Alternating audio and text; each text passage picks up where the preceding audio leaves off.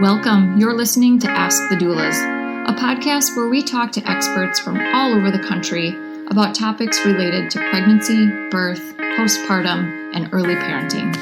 Let's chat.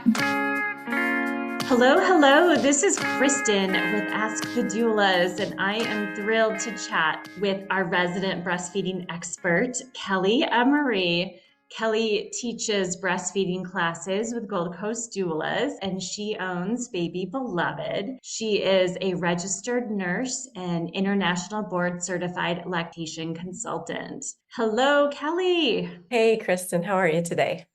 Doing well. So our topic of the day is breastfeeding gadgets. So I know that you encounter, there's so many new gadgets that I can't even keep up with everything on the market. So I would love to hear your thoughts on what you and your clients are loving, what you feel neutral, and what is a negative in your book. Yeah, sure. Yeah, it is hard to keep up sometimes. I've been doing this since 1994, and these gadgets have exploded. I think it's the internet. I think it's getting internet. There's a market for all these things. So it spreads like wildfire. If somebody says, oh, I use this product and it helped me a lot, it's going to spread like wildfire.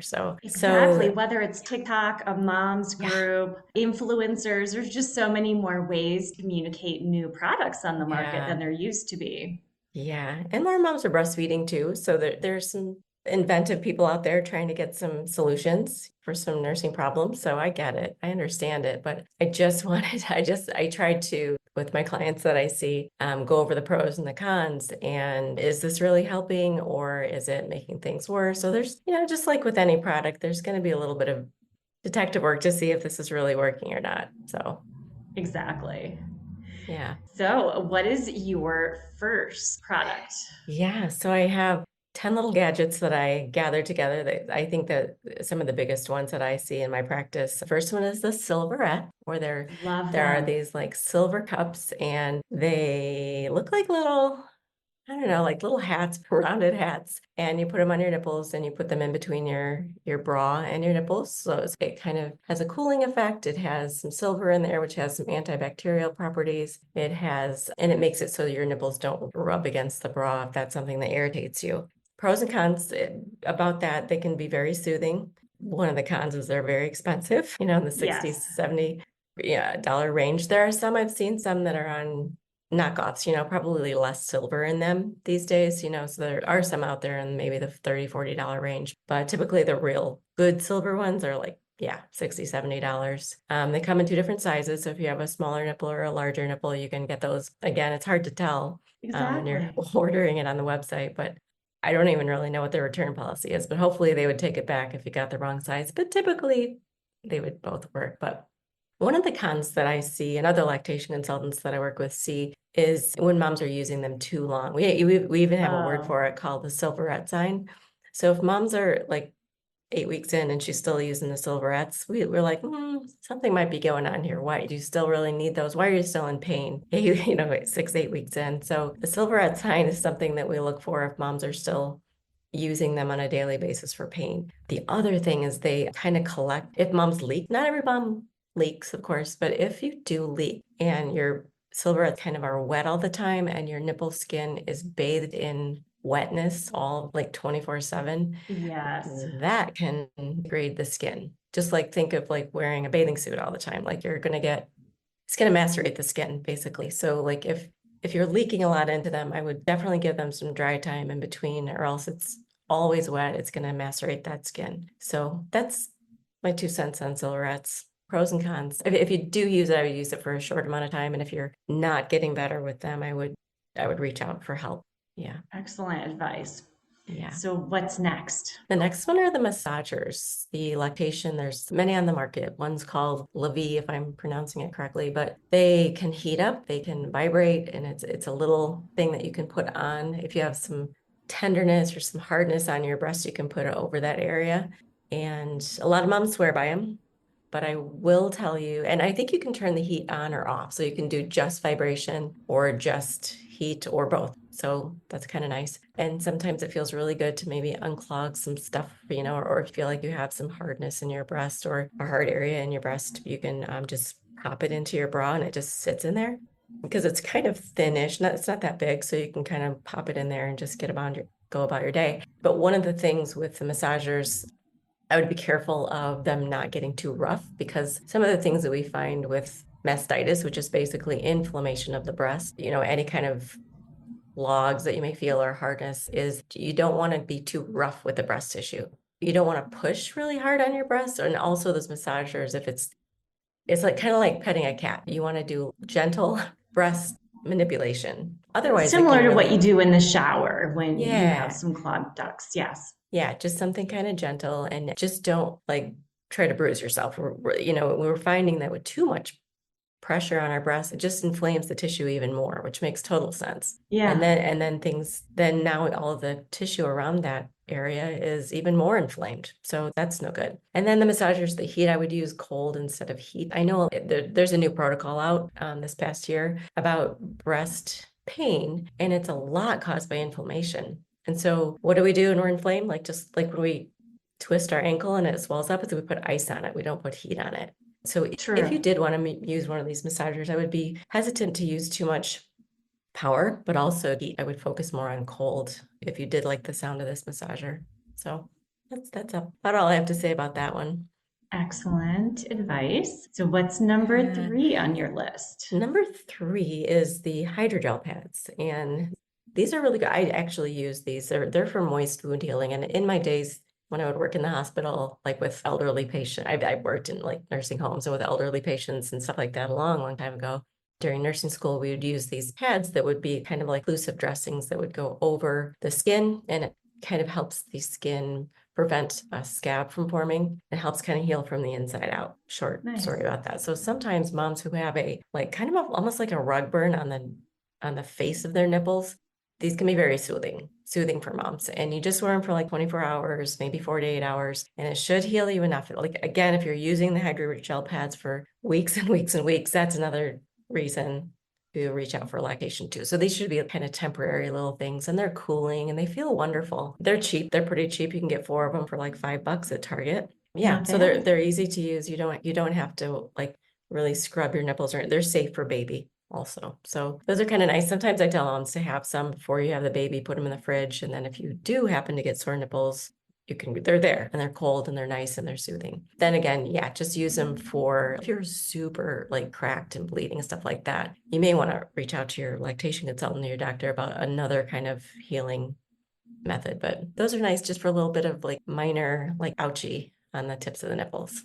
Right. And since it's inexpensive, it's good to have on hand. Yeah. If you don't need them, you can always regift them to a friend, or use them on any other cut on your body, actually. If you cut your knee or something like that, they're good for moist wound healing for any purpose.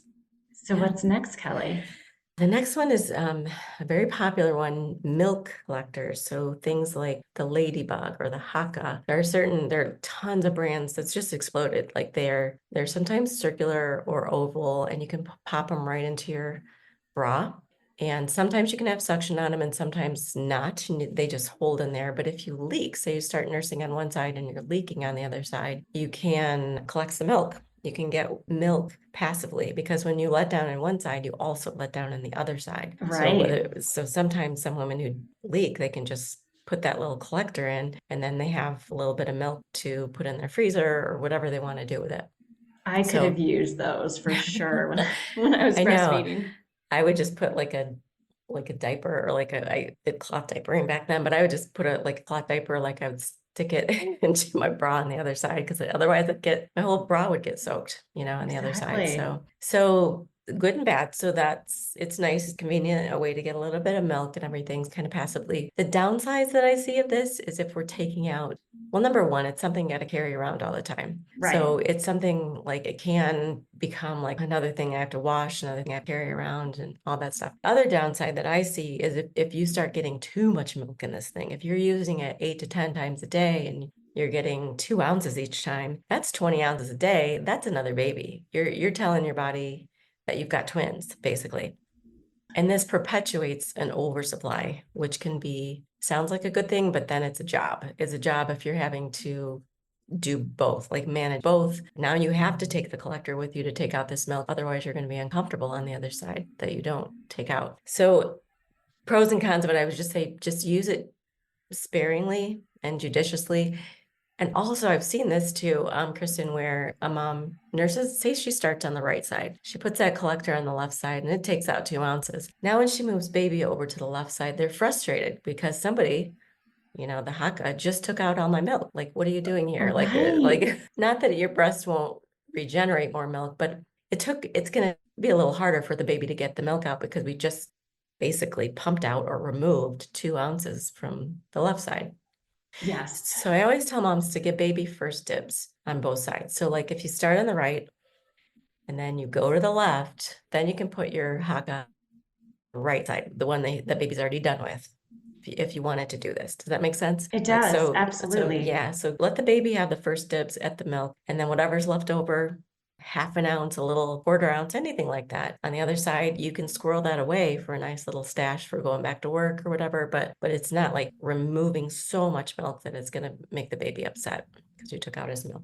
So good point. Okay. Yeah, that's my 2 cents about that one. And then the next one is alcohol strips. You may see some all over Target and anywhere on the internet. You have these alcohol strips that moms want to have some alcohol, and they're kind of like, oh, is this going to be safe for me to give my baby this milk? It's one of the most common mom Facebook group questions is like, I have to go to this event, like a wedding, for example. Can I have a drink? Yeah. I'm still breastfeeding, the whole bit. It's still a very common question. Hey, Alyssa here. I'm just popping in to tell you about our course called Becoming. Becoming a Mother is your guide to a confident pregnancy and birth, all in a convenient 6-week online program.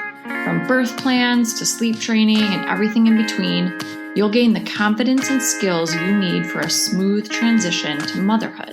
You'll get live coaching calls with Kristen and myself, a bunch of expert videos, including chiropractic care, pelvic floor physical therapy, mental health experts, breastfeeding, and much more. You'll also get a private Facebook community with other mothers going through this at the same time as you to offer support and encouragement when you need it most. And then, of course, you'll also have direct email access to me and Kristen, in addition to the live coaching calls. If you'd like to learn more about the course, you can email us at info@goldcoastdoulas.com or check it out at thebecomingcourse.com. We'd love to see you there. Interesting. Well, and that's probably why this product come along and it's like still on the market, because there's that question about this kind of education. And I will tell you that just from a physiological standpoint, alcohol comes in, your blood alcohol level and your milk alcohol level are the same. So is your blood alcohol level. So if you start drinking and your blood alcohol level goes up, right at that same time, your milk alcohol level is going to go up as well, because alcohol crosses over so well. However, as you sober up, say it's been a couple hours since your last drink, as your blood alcohol level comes down, your milk alcohol level is also going to come down. And so you don't have to pump or dump, or you don't have to do anything like that. Your liver, like your whole system, your body's going to filter it back out into your liver, out of your body, out of your milk. So it's not something that you have to really worry about if you give it some time. So time is what's going to make you not be, your alcohol level go down, but also your milk. So what I usually tell moms is feed your baby. And then right after that, then you can start drinking or pump. Say you're at a wedding, you don't have your baby, pump, and then you can start drinking. And then a couple hours from there, let's say 3 more hours from now, if you didn't drink a lot, that alcohol should be out of your system and you can just pump that milk and keep it. If for some reason you're drunk when you're pumping, then that's a different story, because if you're drunk and you're not even safe enough to drive, then I know your alcohol level is high in your bloodstream, so I know it's high in your milk as well. So for those instances where you're like, okay, overdid it here, I gotta pump though because my breasts are gonna explode. Right. For that milk, I would still keep it, but I would label it high alcohol milk. And then what you can do is when you go home, your other stash, you can dilute it over whatever. Depending on how drunk you were, you can dilute it over like 7 different, like say maybe 20% of the high alcohol milk in, but 80% of fresh milk without alcohol. Does that make sense? Makes sense. It does. because a little bit of alcohol is not going to, if you're safe enough to hold your baby, you're safe enough to breastfeed your baby. We'll put it that way. Like you got to be like, if you don't feel safe walking around holding your baby or driving or anything like that, yeah, then I would pump and either dump it or label it and save it, like, dilute it with other milk if you want to go to that trouble. Okay. The alcohol strips, they will work, but sometimes they've gotten some false positives. I've seen this in a lot of literature that we look at, is it's not 100%. Those alcohol strips are not 100%. So I think moms mainly can just trust their body. If they have an alcohol problem, this is a different conversation to have with their doctor, lactation, everything like that. But if they have someone around them, if they have a friend, if they have someone else who's definitely, if they're sober and they can kind of tell, oh, I think you shouldn't be driving, then hopefully that person would kind of step in and say something too, like, we should probably either dump this milk if you're going to pump it, or we could save it. We could do a milk bath with it, for heaven's sakes. You don't have to totally throw it away either, but the strips are okay, but I just wouldn't make that the only definitive thing to say. I would say, well, what was my state of mind? What was my alcohol level at that time when I was actually pumping? Does that make sense? Excellent. It does. What's next? Oh, back to the alcohol too. I just want moms to know that typically we process alcohol about a drink per hour. So that's like an alcoholic drink, a beer, a glass of wine, all of those. We process it out of our body about an hour per hour. I'm sorry, a drink per hour, if that makes sense. It does. So if you have one drink, definitely by 2 or 3 hours, that's going to be out of your system. Okay. Right. So meeting a friend for happy hour, going to a wedding, that would be fine with one drink. That would be completely fine. If you have 4 drinks within 2 hours, then that's a different story. But okay. Thank you for clarifying. No problem. The next one is cooling packs. Number 6 is cooling packs. And those are, again, all throughout. You can't not see them on the internet. You can put them in your freezer. You can put them in your refrigerator. Yes. Sometimes you can put them in your microwave to heat them up. So they're nice. And some of them are very, like, they're the booby tubes that are nice and soft, and you can just kind of wrap them around and put them inside your bra. So especially with cooling packs for anything with inflammation, when we get a hard area in our breast or red on our breast, or if we get engorged for day 3, 4, 5, when our milk is coming in and we're engorged, or say we're ready to wean and we're getting engorged, cold is the way to go. It's going to help inflammation go away. It's going to constrict your blood vessels, to lots of good things about being cool. So the cold packs, so especially the softer ones, fit really nicely inside. If you don't have the money for that, or if you're in a pickle, I also have moms take just diapers, like baby diapers, disposable diapers, fill them with water and put them in the freezer. And then they have a nice shape around them that they fit around the breast really well. So, and then when they leak, they usually just go into the diaper, they're not going to leak all over your bra. And then the other one is just some frozen peas wrapped in a towel. If that's all you got, and you have like one little area that's kind of cold or kind of hard or painful to touch or whatever, you can get some frozen peas right next to your skin. It's probably going to be a little too cold. So wrap it in a thin towel and then just put it on that area. So you can go all the way from those fancy things all the way down to just some frozen corn in your freezer for that sort of purpose. Yes. Okay. Excellent. Yeah. And then the next one's pillows. There are so many pillows on the market. If you go to, we don't have Babies R Us around here anymore, but I guess on the internet, if you go around, it's a ton of options nowadays. Yeah, it's not just Boppy and My Breast Friend. There's so many on the market. So many. And whenever moms come to my office to help with lactation, I always broach it like, this is going to be a personal thing. When moms are first starting, especially if they have a C-section and they don't want baby down by that, they don't want baby even potentially like bumping into their C-section scar, their incision, they like the thought of a pillow. So cool. You can use pillows. And a lot of moms do in the beginning when they're first it's kind of like, oh gosh, what is training wheels. It's kind of like training wheels. You start with all the stuff that, it helps you focus and like helps you feel your confidence when you first start this. But over time, moms usually will ditch the pillow because it's in the other room and I just got to feed, or I'm out and I don't want to have to carry this big pillow with me.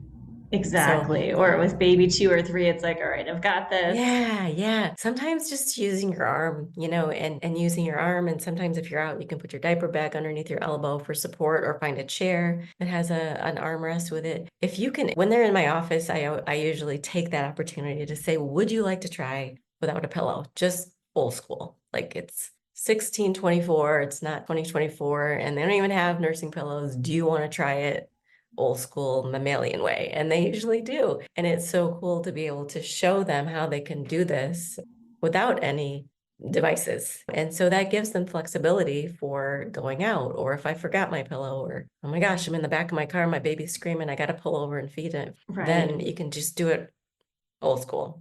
And it's nice to have a pillow, but it's also nice to know that you can do it without it too. Exactly. Yeah.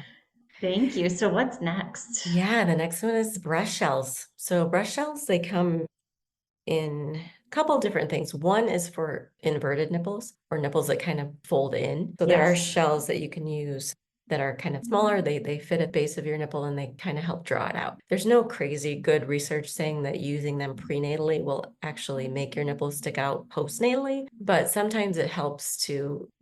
What I find it helpful with is if moms are engorged, you can put those on, and it's kind of like reverse pressure softening, which means you're putting a little pressure at the base of the nipple, pushing fluid back into the areola. So sometimes if we've had a lot of IV fluids in labor and delivery, sometimes we can get some edema around our nipples or our areola area, and the nipple kind of flattens out. So sometimes that you can either use reverse pressure softening with your fingers, or you can wear those little shells like inside also. Yes. Another one is for the wider opening of the breast shells is for sore nipples. So you can put those inside your bra, so you're just like the silverettes, so your nipple is not rubbing against fabric if you're tender. I will tell you, just with both of those things, breast shells, is to make sure your bra is not too tight. Because I've had it where moms put it in, but their bra is really tight, and then you take it off and there's a big ring, like it's been pushing into your skin. So that's not good either. So just if you did want to use kind of maybe a tank top or something that's not so tight against your actual breast. So excellent. But again, if you're using these for too long, past the first week or two, then I would reach out for help, so you don't have to see what's going on about why you're still sore and needing those. Okay. And then number 9 is nipple averters. So there's a Lancino brand. That's the only one that I know of, Lancino brand, and it's called, oh gosh, what's the name of it? Everted. I think it's just Everted or something like that. I think so. I can picture it right now. Yes. It's purple. It looks like a little bicycle horn. Yes. Thing that you'd have on your bicycle. And you put it over your nipples and you squeeze it, you put it over your nipples, and then you let go, and it's like suctions your nipple in there and it pulls it out. Exactly. So that's something if moms have flatter nipples, or their nipples kind of dimple in, or if they're inverted, sometimes that helps bring it out long enough for the baby to latch. So sometimes in the hospital, I see they even have them in the hospital that the nurses will give it to you even right after delivery. Right. So pros and cons of that. Pros is it can work well to pull out your nipple for some women, not everybody. And then the cons are, I've seen some moms use it and it's too much pressure and it leaves a hickey. Mm-hmm. So if you are going to use those, be really careful about your suction level. Not bruise yourself or, leave yourself a hickey around your nipple too, because that can make you sore. So that's no good either. Old school, again, going back to old school, if you didn't have your averter, it fell on the ground, you can't find it, you can just take your pointer finger and your thumb and just roll the base of your nipple, not the areola, but just right at the base. You can roll it gently between your fingers, and often it pops out enough for baby to find it and to latch as well. Excellent tip. That's another idea. So one more. Yes, we made it. Okay, so the last one is going to be about lubrications and ointments. So lubrications, there's a lot of things out there, a ton of ointments on the market out there, and some are very helpful. There's some lanolin, there's non-lanolin, there's coconut oil, there's I don't know if I'm saying it right, Glendella or Calendula oil. There's tons of little things out there. Yes, so many organic ones. Yes. Yeah, Earth so Mama. many to choose from. Yeah, Earth Mama Angel Baby. It used to be Earth Mama Angel Baby. I think it's just Earth Mama now. There's Mother Love. There's just a lot on the market, and they're all going to be probably pretty soothing to you. Usually hypoallergenic, and they're not going to cause any problems. You're always going to want to look, maybe even if it's got some weird things in there, you're going to want to test it on the inside of your wrist a little bit to make sure you're not allergic to it. I have had some moms who are, even though it's supposed to be hyperallergenic, they're kind of, lanolin is irritating to them. Yes. Like if they use it on any other parts of their skin, they're like, oh my gosh, I had a reaction. No wonder I've been using this ointment for 4 weeks. No wonder I'm sore. So just kind of test it just to make sure that you're not allergic to some component of it. Again, some babies you put on ointment and the baby doesn't like the taste of it, and so you'd want to dab it off. Some are like, "Whoa, what is this? This does not taste like you, Mom." And I'm not. It's too slippery. It's too oily. I'm not going to do it. So you can just like gently dab it off before you nurse. And then there are lubrications like for pumping. So there's pump sprays out there. And sometimes it can make a really big difference in, you're going to want to get the right size of breast shield flanges, and a lactation consultant can help you with that. But also a little bit, especially if you're a little tender, just a dab of that stuff around the base can really help with comfort too. You can use coconut oil, anything like food grade coconut oil or olive oil. Again, if you're not irritated, your skin's not sensitive to that, or any of those like pumping sprays in the market. So you can go all the way up to buying a pumping spray all the way down to just grabbing some coconut oil in your refrigerator or your whatever, wherever you keep it. And then just a tiny dab will do. You don't have to, with any of these ointments, you don't have to overdo it because it can get too slippery. And then that can make you increase your suction on your pump too much, and then we cause damage. So just a little dab will do you, just everything in moderation. And then, and some moms will just like, I don't have time or money for any of that. I'm just going to use my own milk. So you can hand express some of your own milk and rub it into your nipple, or, rub it onto the breast shield while you're pumping. And that might be the old school way to do it as well. So that's excellent. Thank you for sharing all of your gear tips, and appreciate your expertise. Yeah. And Kristen, I'm not someone to take away a gadget that's working for someone. I know that sometimes you find something, if you're desperate, like, and you're looking for hope and you find something and it works, and you're going to say, I don't care. This works for me. I'm not going to give it. I'm not giving this up. This one thing really works for me. I'm not giving it up. So cool. If it's working for you, beautiful. If it's something that is going long term and it's like a crutch in a way, it's going, yeah. Like if it's safe with the massager, you got a lump and you get rid of it, but then it comes back again. Then if you're needing this massager for like if you keep getting lumps and you need the massager, yes, it gets rid of the lump, but then why are we still getting lumps? I would recommend doing some true detective work about figuring out why we keep getting this issue. Why are we still sore like a month later? What's going on? And that's where it would be good. If you're finding you're using too much of these gadgets all the time, it might be a good point, in your lactation journey to reach out to a consultant to figure out really why we're needing these, going forward, and how we can maybe, get rid of some of these training wheels that maybe we don't need anymore. Yeah. Exactly. Yeah. So any final tips for our listeners, Kelly? No, if you want to, I went through these quickly, but if they wanted to, I've got a YouTube channel, and I have on my website, I've got videos where I go through all of these 10 things and more, like about just old school breastfeeding stuff, and lots of stuff on there on my free resources page. So they can go to babybelovedinc.com/resources, and that's going to give them all of these videos, and I'll go more in depth about these 10 things that we just talked about. Excellent. Yeah. And wanted to give you a shout out, as you are an amazing contributor in our upcoming book, Supported, Your Guide to Birth and Baby, in the feeding section of the book. Yeah. So that will be out on Mother's Day, actually. So very soon. So thank you for sharing your wisdom with our readers, and then also our Ask the Doulas podcast listeners. Yeah, you're welcome. So, and congratulations on this book. It's no easy thing to write a book. So congratulations to you. And I cannot wait to get my hands on a copy.